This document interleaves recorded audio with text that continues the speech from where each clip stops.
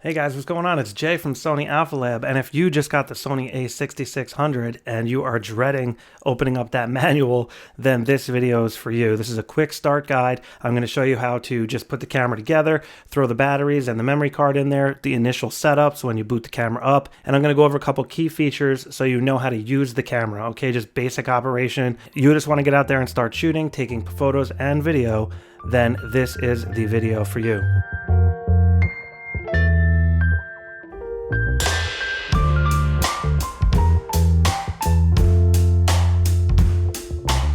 Alright guys, so you got your A6600 all unboxed, and this is what it looks like. Now, I got mine with the 18 to 135 millimeter kit lens. So I have this lens here. I got the camera body. This is what it looks like when you take it out of the box. I got the FZ100 battery, and I got this iCup adapter, and then I have the charger right here. This is the charger and the cable. And then I also have the camera strap itself. Step one I would like to do is put this iCup piece on. It basically just slides on. You could see here on the back, it has these grooves, and it basically just slides over the iCup, as you can see here from the side. It just slides over like that, and you just pop it down. And that's how that goes on. It's a little bit harder to put on than you might think, which is why I wanted to take a little time to show you that. Now, on the bottom of the camera, you have the door, and this is the battery door and memory card door. So the battery, you can see, has these little prongs on the back where it plugs in, and the prongs are on this side. So the battery is going to go in this way, like so. And notice how it locks into place with this little blue lock and release lever. And then when you release it, the battery just pops out like so. Now the memory card, you're going to need to get a high quality memory card, especially if you want to record in 4K. So I recommend getting at least a memory card like this. This is a SanDisk 64 gigabyte SDXC Extreme Pro, and it's capable of 170 megabits per second. Now this will get you 4K video, and it does a really good job. It'll also clear the buffer quite fast if you're doing sports shooting and things like that. So I recommend getting a card like this to start with. They come in larger sizes as well. So the memory card actually goes in this way, like this. You just push it in there, and then it clicks. Hear that? So it's got like a push-click design, and then you just push it and you can take it back out. So that's how the memory card goes in. And then you just close the door, and you slide this little lever over to lock it. The next thing you're going to want to do is get this sucker charging. So we got to open this door here, and you can see on the side there's a bunch of ports. You have the USB port right here, you have the micro HDMI port next, and then you have the microphone port, and then you have the headphone port. So what you're going to do is you're going to take this USB cable, and you are going to plug it in. It's directional. You're going to plug it into this top port like so. And then you are going to take the other end, of course, and plug it into the wall or a outlet source. And I just happen to have one right here, like that. And then when you look on the side of the camera, you're going to see an orange light. And you can see right there, there's an orange light underneath the charger. And that will go orange when it's actually charging the battery. So when the battery is complete, that light will go out and you will be ready to go. I already have the battery most of the way charged, so I would just move that to the side. The next thing I would recommend doing is putting the camera strap on. It's very easy to put on. There's two attachments on the side of the camera here, one on each side. You basically just have to weave the strap through the clips here, and then the camera strap will be on. It's pretty self-explanatory. I'm not going to waste the time doing it right now. You definitely want to put this on so you can hang the camera around your neck and stuff, and it's much harder to drop. So I'm just going to leave that to the side for now. So assuming that the camera strap is on, your next thing you're going to want to do is put the lens on. So what you got to do is you just unscrew this. This is the camera cover, and under there is the sensor. Now you want to be careful not to get any dust or anything like that in there. So always keep the body cover on there or a lens on there. You never want to leave the camera laying around without this covered. So make sure you have either this on or a lens. So let me show you how to put the lens on. The lens has a very similar cap. You just unscrew it like so, and there's the lens. Now the lens has a white dot. All the E-mount lenses have a white dot, and you will notice that the camera also has a white dot right there. that's where you're going to want to line up the dots. So it goes white dot to white dot, like so. See, the white dots are lined up, and then you turn the camera clockwise and it clicks. Now the camera is locked in place. Now if you want to take the lens off, there is a button right here. This is the lens release button. You basically just press that button and then you can turn the camera, or turn the lens rather, to then take it off. So you turn it and now it's locked into place. So there you go, you're good to go. You then take the lens cover off if you want. That will expose the glass, and you also always want to leave this on when not in use to protect the lens element on the front. And then the lens hood, you basically just turn that and it has a red stripe right there. You line those up and then you turn to the right and it'll click into place. And now the lens hood is on there proper. I would always recommend leaving the lens hood on indoors and outdoors because it protects the front of the lens. If you were to bump into something, it's very easy to hit the edge of a table, or if the camera is hanging around your neck, the camera could swing and hit something, and the lens hood will protect the glass element from getting hit. So always keep that lens hood on. So now you're going to want to turn the camera on. So you just little toggle here on the top, you have a toggle switch. You can just see it turns from the off position to the on position. Again, nothing rocket science, but it's a little toggle lever here. And then you are presented with the menu. And let me just get this screen set up. So you're going to have to navigate through the menu, and how you navigate is by using this control wheel here. You have a 4-directional pad here with a button in the center. And the pad not only spins, but it also, you can push in on all 4 sides as well as rotating the pad. So that's how you're going to navigate in this initial menu. Alright, so I'm English speaking, obviously, so I'm going to select English. Next thing it's going to ask you to do is set the date and time and area.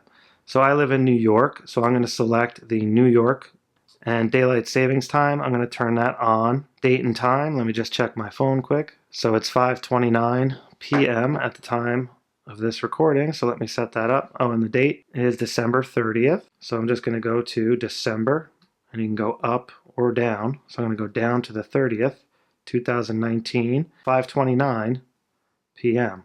Just going to scroll up to 5:29. You can just hold it down, it'll go faster. 29. Enter. I'm just going to push that center button. And then date format, it's just going to be month, day, year. That looks good to me. I'm going to hit enter. There we go. Now it's telling you to download the Imaging Edge software to be able to communicate with the phone and your smart device or your computer. You're going to want to download the Imaging Edge app. And it works pretty good for getting the photos off the camera onto your cell phone or your tablet for easy social media sharing. I actually have a video on the Imaging Edge software, and I'll show you how to use it in that video. It's actually really simple on a new camera like this. You basically just scan the QR code and the phone will automatically connect, and then you can basically push the photos from the camera to the phone and share them on Facebook or Instagram or whatever suits your needs. You can email, etc.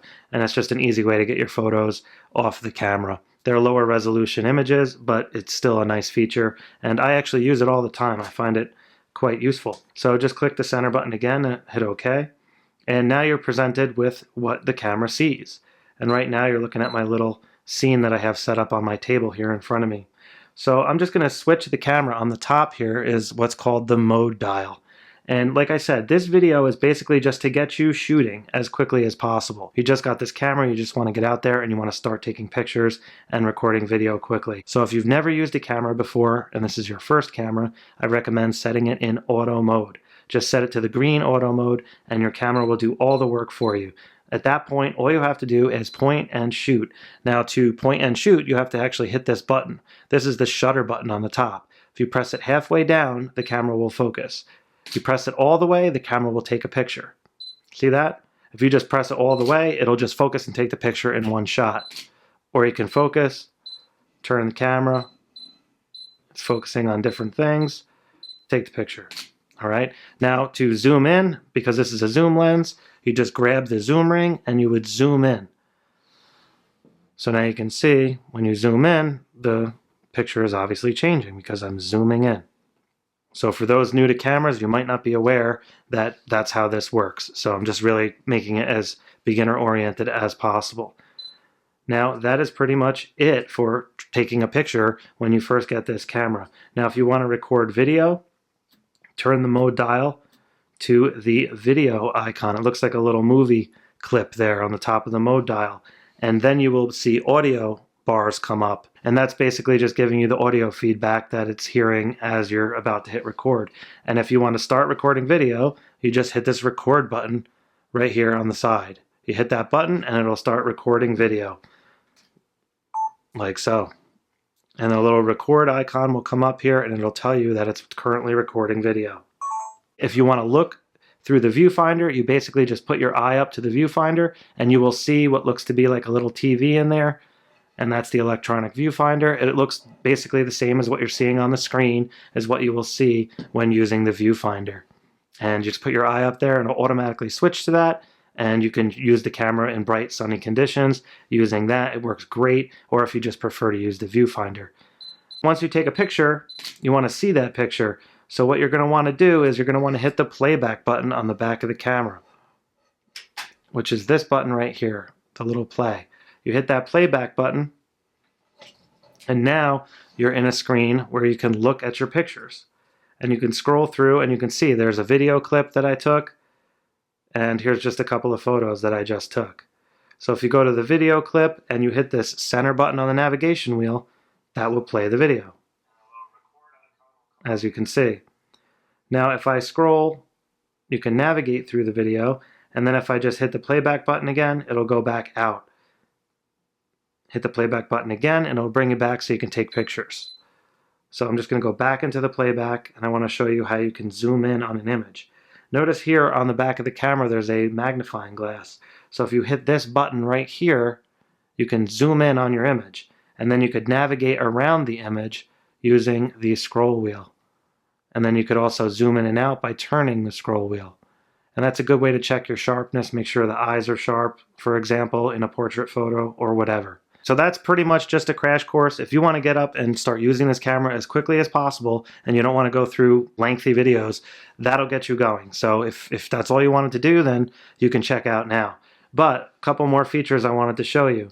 If you switch it back to auto mode and you go into the menu, you could change your image quality format. Now, if you're a JPEG shooter, you just leave the camera basically as is. But you can change the quality here, JPEG quality. Change that to extra fine. It'll give you a little bit extra quality as far as sharpness, detail, and things like that. Now, if you're a raw quality shooter like myself, you're going to want to switch the file format to raw quality.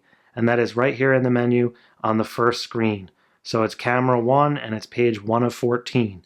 This menu system is extremely deep and there is a lot of options in here, which is why I'm going to do a dedicated video on the menu system. I'm not going to cover that in this video, it'll be way too long. But I just want to show you a couple key features in this video to get you up and running. So now if you navigate up to the top tab, you could then scroll through the different tabs in the menu system. So I'm going to go to tab 2 this time, and now you can scroll down and select your video quality format. Right now the video quality is set to XAVCS HD at 60 frames per second. So I'm going to change that to 4K because this camera is a 4K camera and I want to take the best quality possible. So switch that to 4K. Then you can go down to record setting and you can change the quality.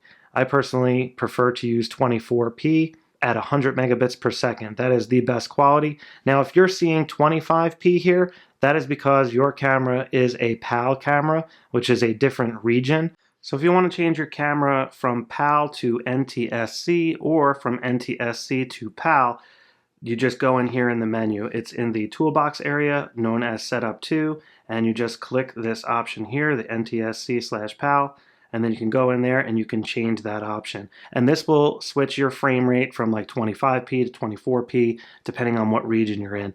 By default, the camera for my region is set to NTSC. I live in North America, and we tend to use that frame rate format. If you're overseas in Europe and things like that, by default, your camera will most likely be set to PAL mode. So that's where that option is if you need to change that. But anyway, this is where you set up the quality to 4K if that's what you want to do. Now, one last thing I want to show you quickly is the touch to focus feature.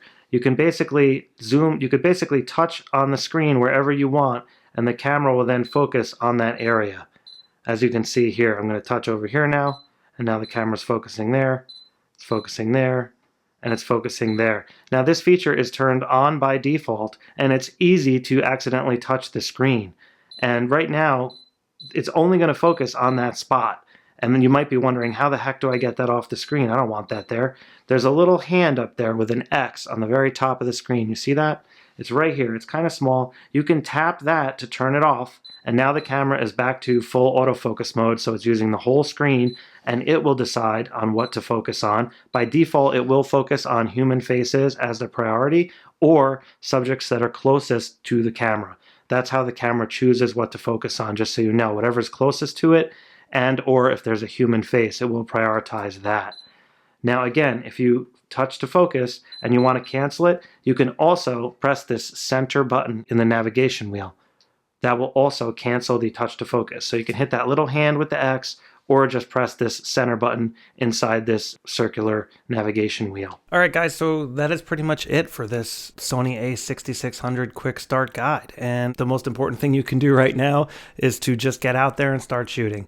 Start taking some pictures, and if you've never used the camera before, just keep it in auto mode, get out there, zoom with the lens, try some things out, play with some different subjects, try to take some pictures of some people, landscapes, things like that. And then at some point, you'll get curious. You'll want to know, like, well, how can I do this? How can I do that? And that's when you can move on and try to play with some of the more advanced modes. And I will go over some of those more advanced modes in some upcoming videos, so be sure to stay tuned for that. Now, I really hope you got something out of this video. And if you did, please do me a favor, give me a thumbs up. I would really appreciate it.